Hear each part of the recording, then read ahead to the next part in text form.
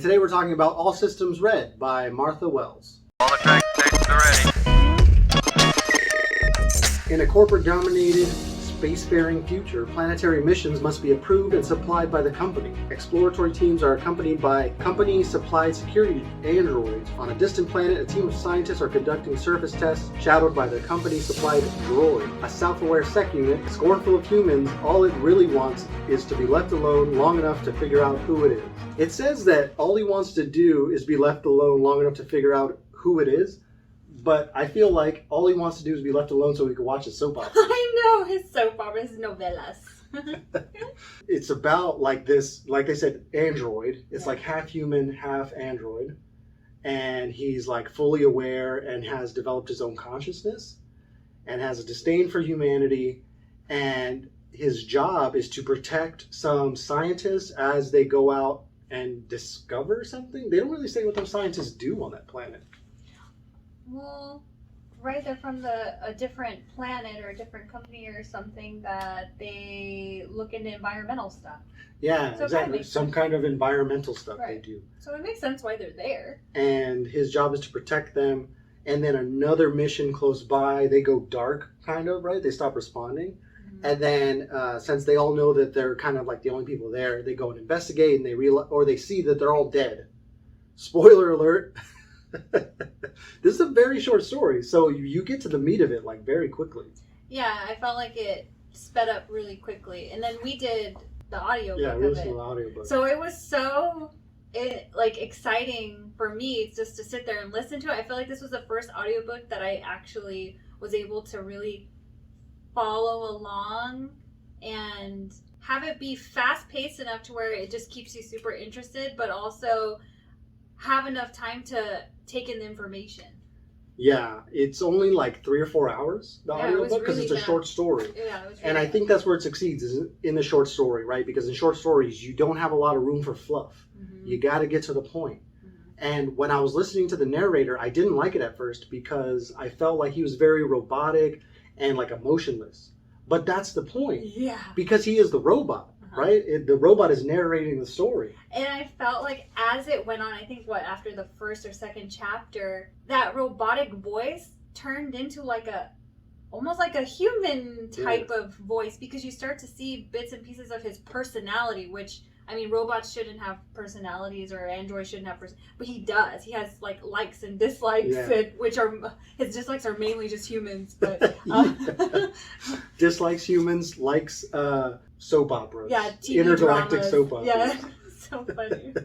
He's like an angsty teen, kind of. Yeah, the entire time I was like, oh my god, he's like this emo teenage girl who just wants to sit in his room alone in the dark and watch these novellas. What is it called? It's called Moon something, Jupiter Moon or something like that. Oh, the show? Yeah. Oh, I can't remember. But he really loves that show, and the life lessons he learns from the show is what he applies to real world. Right. And how he deals with the humans in the real world. Yeah. That's funny. And I think there was one specific scene where the humans realize he's self-aware, mm-hmm. and then they go into his logs and see what he's been downloading. And then they realize he's been downloading a bunch of soap opera. So embarrassing. He's like, how dare you probe into my intimate parts. Then, somebody mentions he's downloaded it, but did he watch them? And then some scientists looking, they're like, he watched them. And then the robot has to start defending his soap operas. He's like, hey, back off. It's amazing. I think that was the moment in the audiobook where I just had to pause it and be like, this is epic. Yeah, I loved it so much. And I like that slowly as the story progressed, you got to see him kind of make those mistakes of opening up to these humans, which he was definitely trying not to do. Because he's trying to hide that he's self-aware. Yeah, he was trying to hide that fact. And also because he hated humans. So he was like, I just don't want them in my business, I want them just arm's length, just leave me alone. I do my job, you do your job. But him being super involved in the novella, the drama stuff, I mean, to me, it kind of seems like he does enjoy human beings, or at least the interactions. It's interesting to him. Well, I think normal people, right? You like the drama on the TV because it's away from you. You like the drama happening to someone else. Yeah. But when the drama is in his life, he doesn't like it. Yeah. But he's also a really cool like security bot, and he's like shooting people, and there's some really cool kinetic action scenes where the action all happens really fast. So this is like a crime fiction story kind of, because there's a murder, and now they need to like uncover like who killed this guy and why. It's kind of like Scooby-Doo. And then it takes you in a lot of different directions. Like, is it the company? Is it not the company? Is it a different organization? Like, what happened? So not only are we like learning about this really interesting android character, we're also trying to uncover a mystery.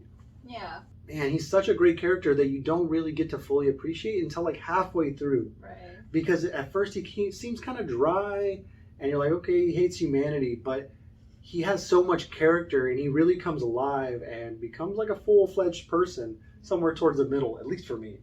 I honestly, though, I really liked the fact that he was super dry at first, because I was like, oh, I just love how much hate he had for all these people. It was funny to me. I thought it was really, I don't know, he was like very comedic, I thought.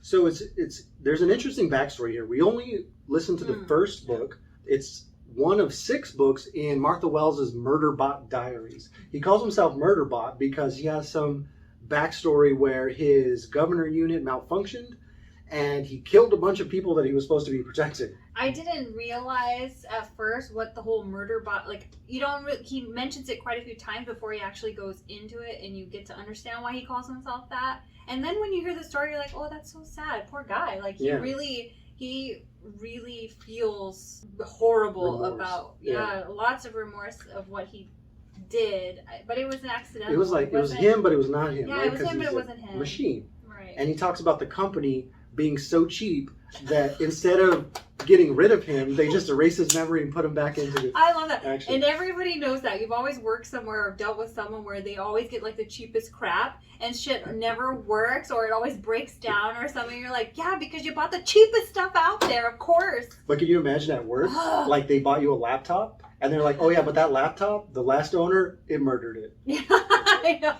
Yeah, oh, okay. The laptop has a history of murdering its owners. Here it is. Here it is. Good luck. Enjoy that. Hopefully you don't die. So I think the backstory to this world is like so interesting, and I really want to read the rest of the books because they get to talk about the company, kind of like the universe, because the scientists are from like another planet government. Mm-hmm. So we barely scratch the surface of the larger world, but it seems like the next book is following him to another adventure. So it seems like a space adventure series, where this one is a crime fiction. And I am all on board with following this guy wherever he's going to go. I know. I thought it was so awesome. I actually couldn't wait to get on to the next story. But I don't know about you, but I read some of the reviews on like Amazon.